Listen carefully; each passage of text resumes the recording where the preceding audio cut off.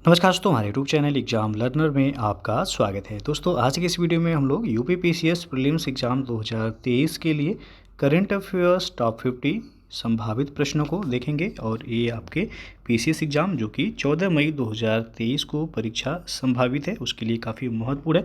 अन्य परीक्षाओं के लिए भी इम्पॉर्टेंट है जिनमें करंट अफेयर्स के प्रश्न पूछे जाते हैं। तो इसके पहले आपको जितने भी करंट अफेयर्स जैसे कि आर्थिक समीक्षा हो गया, यूपी बजट, केंद्रीय बजट, इन सब के क्वेश्चंस जो है सॉल्व करा दिए गए हैं। तो जो लोग नहीं देखे हैं, चैनल के प्लेलिस्ट में जाइएगा, आपको वहाँ से सभी वीडियो मिल जाएंगे। साथ में आपको यूपीपीसीएस प्रीलिम्स जीएस का भी प्रैक्टिस सेट अपलोड किया गया है, तो आप उसे भी जा करके देख सकते हैं। पूरा कंप्लीट यानी कि 150 प्रश्नों का आपका जीएस का सेट है। तो वीडियो को आप लोग लाइक शेयर कर दीजिएगा। चैनल पर पहली बार आए हैं तो सब्सक्राइब भी कर लीजिएगा, साथ में बेल आइकन को प्रेस कर लीजिएगा, जिससे आने वाले अगले वीडियो का नोटिफिकेशन आपको पहले मिलता रहे। तो आइए शुरू करते हैं आज का क्वेश्चंस। पहला प्रश्न है, हाल ही में हुए नियुक्तियों में कौन सुमेलित है? तो नियुक्ति से भी प्रश्न बनता है। तो पहला है इसमें निकोस क्रिस्टोडोलाइड्स, ये साइप्रस के राष्ट्रपति नियुक्त हुए हैं, सही है। मोहम्मद शहाबुद्दीन चुप्पू बांग्लादेश के राष्ट्रपति नियुक्त हुए हैं, ये भी सही है। और यस अब्दुल नज़ीर ये आंध्र प्रदेश के राज्यपाल बनाए गए हैं। तो तीनों ही सुमेलित है, आपका डी ऑप्शन सही होगा। उपर्युक्त सभी यहाँ पे सुमेलित हैं। दूसरा प्रश्न देखते हैं कि स्वस्थ मन स्वस्थ घर अभियान के तहत केंद्रीय स्वास्थ्य मंत्रालय द्वारा शारीरिक और मानसिक स्वास्थ्य के प्रति जागरूकता बढ़ाने के लिए कहाँ पे जो है साइक्लोथॉन का आयोजन किया गया है? तो यह आयोजन किया गया नई दिल्ली में। सी ऑप्शन यहाँ पे सही हो जाएगा। और ये किस मंत्रालय के तहत आयोजन किया गया? तो केंद्रीय स्वास्थ्य मंत्रालय द्वारा स्वस्थ मन स्वस्थ घर अभियान का आयोजन किया गया है।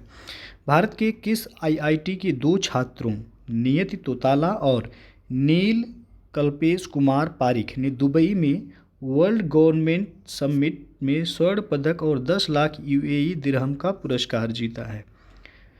तो ये हैं आईआईटी इंदौर के छात्र, इनका नाम है नियति तोताला और नील कल्पेश कुमार पारिख। दो आईआईटी के छात्र, यानी कि ये इंदौर आईआईटी के छात्र हैं जिन्होंने दुबई में वर्ल्ड गवर्नमेंट समिट में इन्होंने स्वर्ण पदक और 10 लाख यूएई दिरहम का पुरस्कार जीता है।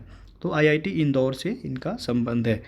22 से 25 फरवरी 2023 तक G20 की पहली संस्कृति कार्य समूह यानी कि CWG की बैठक केंद्रीय संस्कृति मंत्रालय की मेज़बानी में कहाँ पे आयोजित की गई है?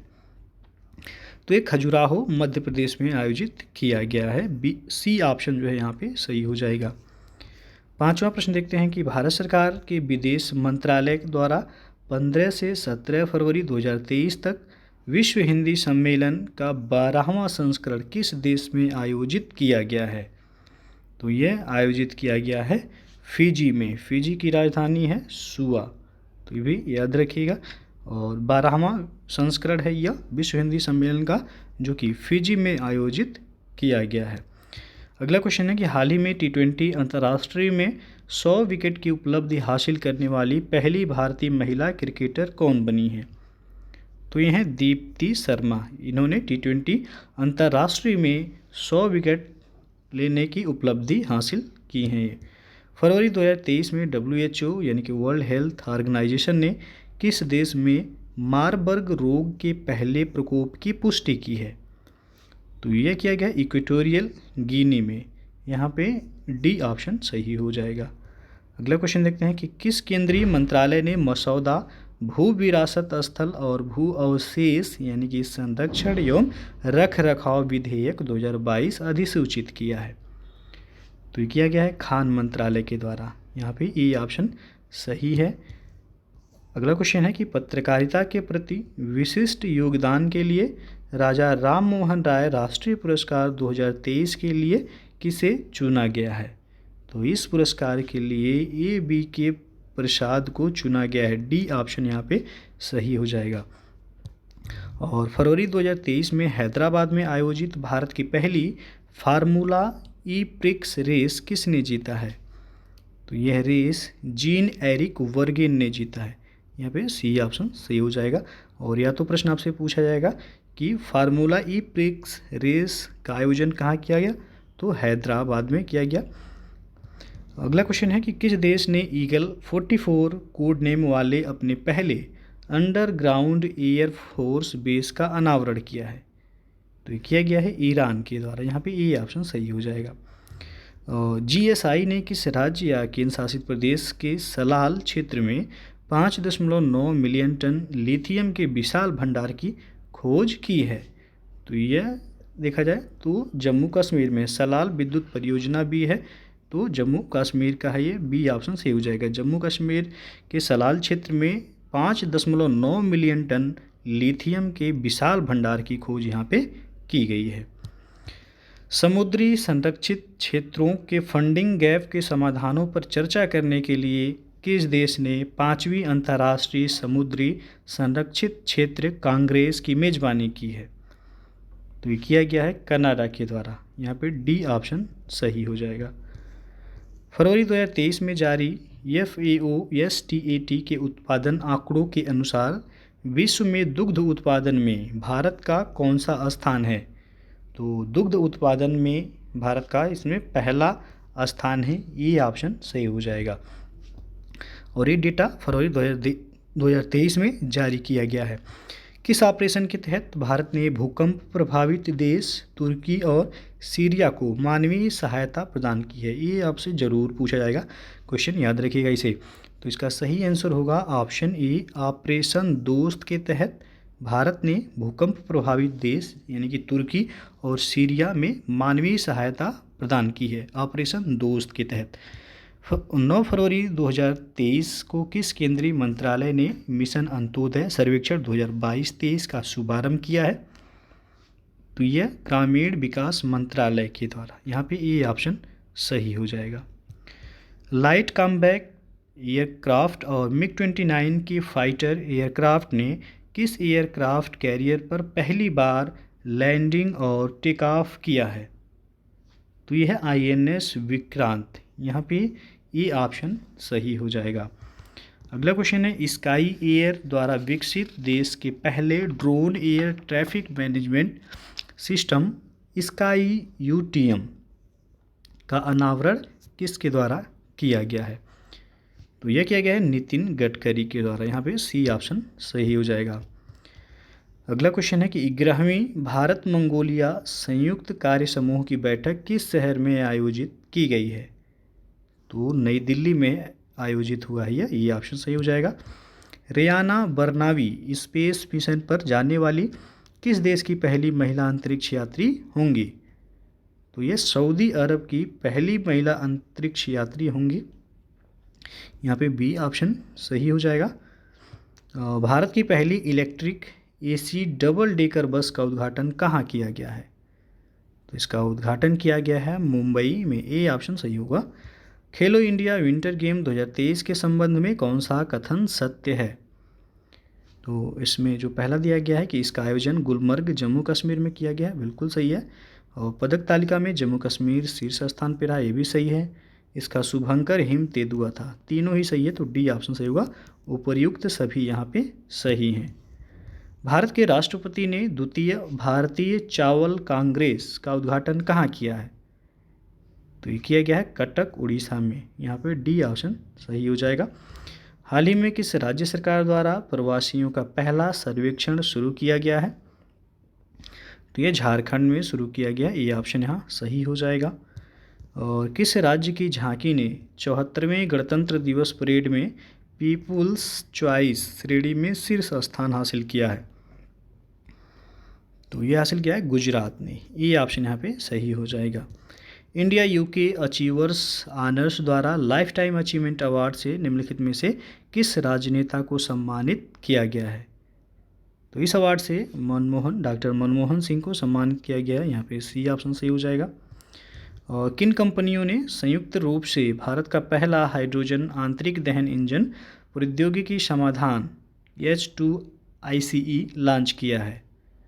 तो ये लॉन्च किया है रिलायंस इंडस्ट्रीज और अशोक लेलैंड ने, ये ऑप्शन यहाँ पे सही होगा। भारतीय संगीतकार ने अपने विश्व स्तर पर प्रशंसित album divine tides with rock legend Stewart Copeland के लिए 65वें वार्षिक ग्रैमी अवार्ड्स में 3 ग्रैमी पुरस्कार जीतने वाले एकमात्र भारतीय बनकर भारत में इतिहास रच दिए हैं। तो इनका नाम है रिकी केज। डी ऑप्शन सही हो जाएगा। यदि पूछा है 65वां ग्रैमी अवार्ड्स किनको मिला है, तो रिकी केज को मिला है। डी ऑप्शन यहाँ सही हो जाएगा। अगला क्वेश्चन देखते हैं, किस राज्य या केंद्र शासित प्रदेश में स्थित यायात से को जैव विविधता विरासत स्थल यानी कि VHS के रूप में प्रस्तावित किया गया? ये भी महत्वपूर्ण है, पूछा जा सकता है। तो इसका सही आंसर होगा ये ऑप्शन, लद्दाख में है। यह यायात से पूछा जाए तो ये जैव विविधता विरासत स्थल किस केंद्र शासित प्रदेश में है, तो लद्दाख में है यह। हाल ही में हुए निधन के संबंध में कौन सुमेलित है? तो यहाँ पे आप देख सकते हैं कशीना धोनी विश्वनाथ फिल्मकार हैं, बिल्कुल सही सुमेलित है। गायिका वाणी जयराम पार्श्व गायिका हैं, भी सही है। परवेज मुशर्रफ जिनका भी हाल ही में डेथ हुआ, पाकिस्तान के पूर्व राष्ट्रपति थे। तो तीनों ही सुमेलित हैं। डी ऑप्शन सही होगा, उपयुक्त सभी। केंद्रीय बजट 2023-24 के अनुसार भारत को श्री अन्न के लिए वैश्विक केंद्र बनाने के लिए भारतीय बाजरा अनुसंधान संस्थान को उत्कृष्टता केंद्र के रूप में बढ़ावा दिया जाएगा। तो बाजरा अनुसंधान संस्थान कहाँ है, ये पूछा गया है। तो ये आपका हैदराबाद में है। ये ऑप्शन यहाँ पे सही हो जाएगा। मैनुएला रोकाबोटे निम्नलिखित में से किस देश की पहली महिला प्रधानमंत्री बनी है? तो ये इक्वेटोरियल गिनी की पहली महिला प्रधानमंत्री बनी है। ये महत्वपूर्ण है, इसलिए पूछा जा सकता है आपसे परीक्षा में। फरवरी 2023 में किस राज्य या केंद्र शासित प्रदेश ने सरस आजीविका मेला 2023 की मेज़बानी की है? तो सरस आजीविका मेला की मेज़बानी उत्तर प्रदेश और जम्मू कश्मीर दोनों राज्यों द्वारा किया गया। तो डी ऑप्शन से होगा यहाँ पे ए एवं सी दोनों। प्रधानमंत्री श्री नरेंद्र मोदी ने कहाँ पे दक्षिण भारत की पहली औद्योगिक कॉरिडोर परियोजना की आधारशिला रखी है? तो यह तुमकुरू। बी ऑप्शन यहाँ पे सही हो जाएगा। भारत के सर्वोच्च न्यायालय ने 73 साल बाद अपना स्थापना दिवस मनाया। इस कार्यक्रम में किस देश के चीफ जस्टिस सुंदरेश मेनन मुख्य अतिथि के रूप में शामिल हुए थे? तो सिंगापुर के चीफ जस्टिस थे, इनका नाम था जस्टिस सुंदरेश मेनन। ये मुख्य अतिथि के रूप में शामिल हुए थे। प्रधानमंत्री नरेंद्र मोदी ने किस स्थान पर देश के सबसे बड़े हेलीकॉप्टर निर्माण संयंत्र का उद्घाटन किया है? तो यह है तुमकुरू, कर्नाटक में। डी ऑप्शन यहाँ पे सही हो जाएगा। फरवरी 2023 में निम्नलिखित में से किस देश ने अंतर्राष्ट्रीय सौर गठबंधन फ्रेमवर्क ISA फ्रेमवर्क समझौते पर हस्ताक्षर किया है? तो यह किया है कांगो गणराज्य ने। सी ऑप्शन यहाँ पे सही हो जाएगा। ISA का हेडक्वार्टर कहाँ है? तो हरियाणा में है। हरियाणा के गुरुग्राम में इसका हेडक्वार्टर है ISA का। 36वें सूरजकुंड अंतर्राष्ट्रीय शिल्प मेला 2023 का आयोजन फरीदाबाद हरियाणा में किया गया। इस वर्ष भागीदार देश या संगठन कौन था? तो यह था SCO, संघाई सहयोग संगठन। डी ऑप्शन यहाँ पे सही हो जाएगा। और सूरजकुंड मेला कहाँ पे आयोजित होता है? तो हरियाणा के फरीदाबाद में यह मेला आयोजित किया जाता है। और ये पूछा जाए कौन सा संस्करण था उसका, तो 36वां था। फेम योजना के तहत कौन सा राज्य इलेक्ट्रिक वाहन खरीदने वाले राज्यों की सूची में सबसे टॉप पर है, यानी कि ऊपर है? तो वह है महाराष्ट्र। ये ऑप्शन यहाँ पे सही हो जाएगा।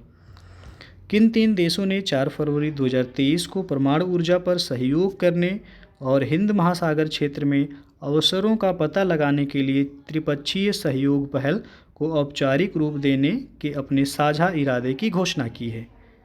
तो यह किया गया है भारत, फ्रांस और UAE यानी कि संयुक्त अरब अमीरात के द्वारा। बी ऑप्शन यहाँ पे सही हो जाएगा। देश की सेवानिवृत्ति की आयु 62 वर्ष से बढ़ाकर 64 करने की सरकार की योजना के खिलाफ किस देश की सरकार के खिलाफ भारी विरोध प्रदर्शन हुआ है? तो यह हुआ है फ्रांस में। सी ऑप्शन सही हो जाएगा।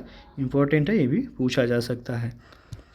और केंद्रीय बजट 2023-24 के अनुसार किस योजना के तहत दलदली और गैर उपजाऊ जमीन को उपजाऊ बनाने पर जोर दिया जाएगा?